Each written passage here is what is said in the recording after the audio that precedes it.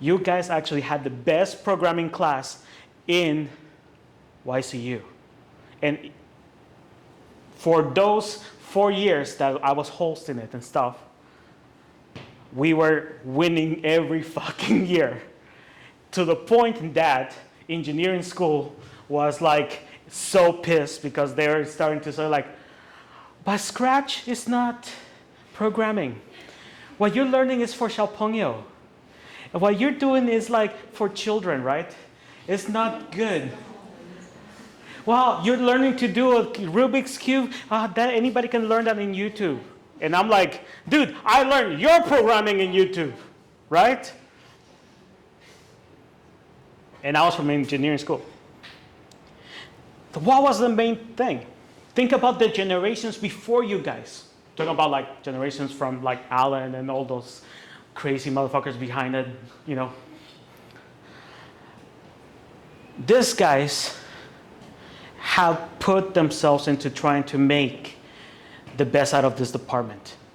And being so little and so many limited resources and stuff, we have made more noise than many departments. EBBA offered me a couple of like full stand things and stuff like that, and I said no. Because they really, really wanted to make the noise over there. And you know, business department, they have money. So, guys, whenever you go out there to have your internship, think about the following.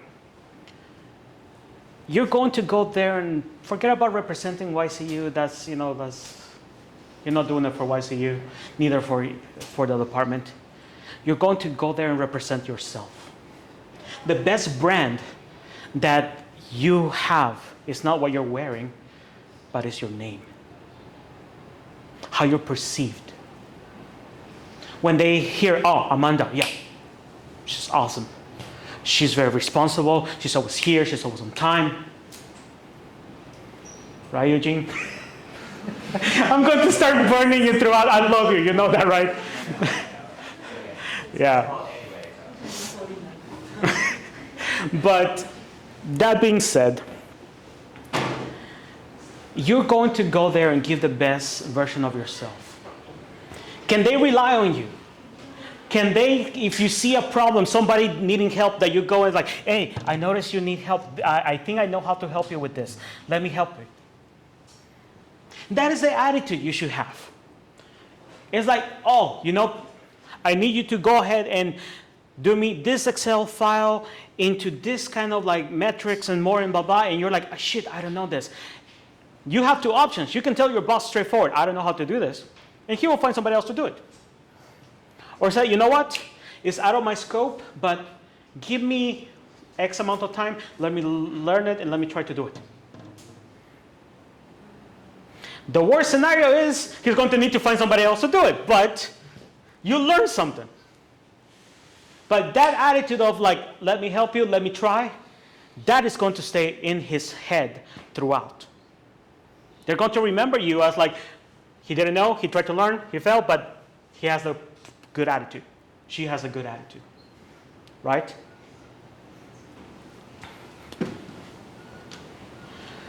I started my career in this company called Nudo. I got a couple of your Xuechan to actually have an internship with me.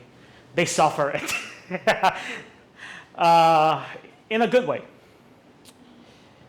I got there and I got hired literally as an entry-level type, in less than 6 months, I was running their entire technical support division. Not just part of it, like the entire division.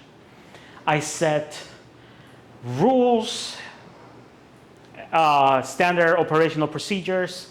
I said ways of communication and stuff that when I finally left that position, because I decided to retire from that, because it was too tiring, because I had to work nights and days. Literally last year, if you will see me, I was like completely flushed because I was doing nighttime, literally the whole night, because my clients and my colleagues were in the USA and that other side of the world. And then daytime, I had to work with my Taiwan team. I was doing 20 hours a day. Not for more money, by the way, same amount. So they will not pay you for hour. Otherwise I'll be rich, right? That being said, it was not because I was the most prepared. I went to that company and I told my boss straightforward in the interview, I'm coming from research and academia, because that was my whole life. I have never been in the industry. I have no experience whatsoever in management at any level. And he decided to still hire me for some reason, right? And then I was doing management positions. And that was not because I had the knowledge or something. I decided that, you know what? I don't know this. I'm going to learn it. Did I fail many times? Oh, you have no idea. I screw up many things.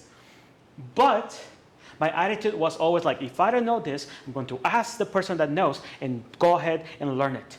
So the next time I don't have to ask, I'll just go ahead and do it. Attitude. I saw a problem in the company. They didn't have it. I went to my boss and I didn't say, boss, we have this problem. You solve it. That's what everybody in a company goes ahead and do.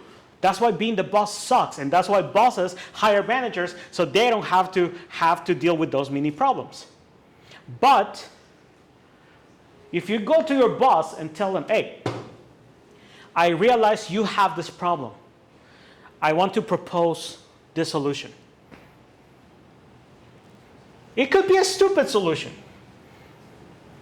The worst scenario, the worst thing that's going to happen is that they're going to say, you know what, you're crazy. No, that's not going to work. That's the worst, right? That they will say no. But they will remember the fact that you're the one who is always proposing. Your attitude counts more than your IQ. Your attitude counts more than your talent.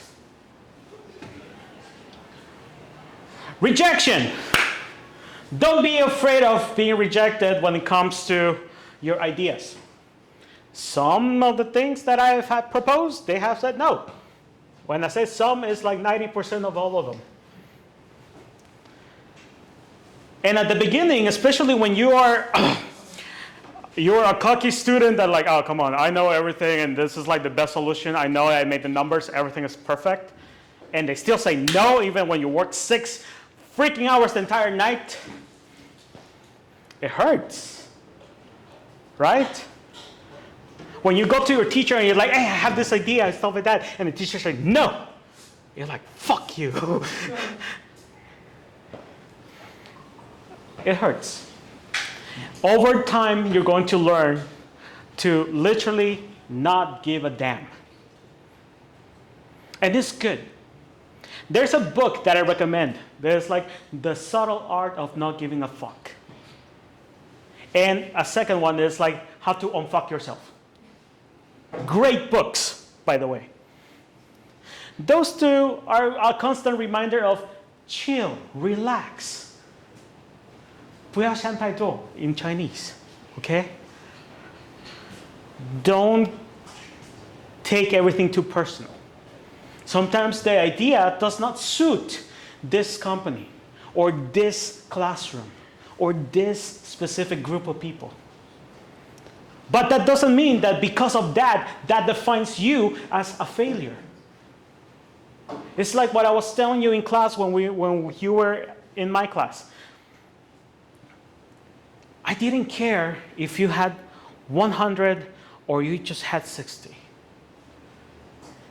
Just showing up to class, actually that gave you 70 points to pass my class. It was literally a challenge for anybody not to pass the class. And yet again, I did have a couple of people that took the challenge and won. Because it was not important what the number said at the end. Of course, yeah, that affects my GPA and stuff like that. But the question is, did you learn something about this?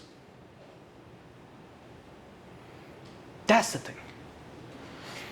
The worst bully and the worst type of rejection and the worst type of fears that we have, they don't come from people around us. We think that that comes from classmates, from teachers, from parents. We are our biggest bullies. You are sometimes the biggest naysayer that will say like, no, you cannot achieve it. No, you cannot do it. You're the worst in your own head. Sometimes people is not looking at you. Sometimes people is not watching you. Sometimes people don't give a shit about who you are or what you're doing. But you're worrying so much about like, oh, how am I going to look? I gained some weight. It's like, I don't have enough money. I didn't do this. And you're going all over the place. And nobody cares. Right? Stop being so hard on yourself, guys. Because right now, in the second hour, when we talk about your resumes and everything else and everything that we have there, we're going to go very serious about like, no, this is not right, this is not wrong, and you're going to see your resume here, and you're going to like, oh, I feel so embarrassed, and Bear made me look bad. No. We're going to try to help you to get it better, and not because you're wrong. Nothing in a piece of paper or nothing else defines you. You decide who you want to be. You decide where you want to go and how you want to get there. Nobody else can do that for you. Oh, but my parents tell me to do it. They give me the money, so they decide. No, fuck it. At the end, if you're going to make a mistake, make sure that that mistake is yours. If you're going to do something, do it because you want to. My mom used to say something, which is kind of interesting. Every mom will say, like, whatever you do, do it right. My mom's version was, whatever you do, do it right.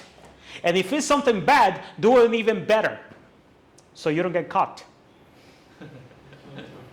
Sounds like the worst advice ever coming from a mom. And trust me, the only reason why I didn't get caught doing all the crazy stuff I was doing here in YCU when I was a student like you